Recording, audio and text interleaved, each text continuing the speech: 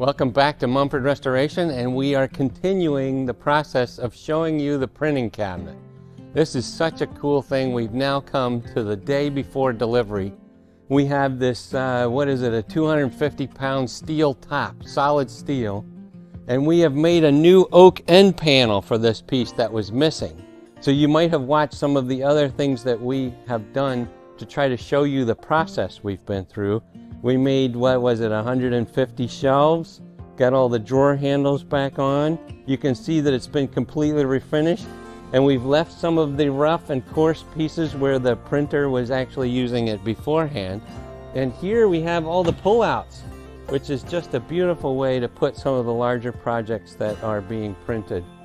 And so we are just really proud of our team again. And I think that the customer now has a new printing business. I think she will be thrilled to tears when she gets to see this tomorrow.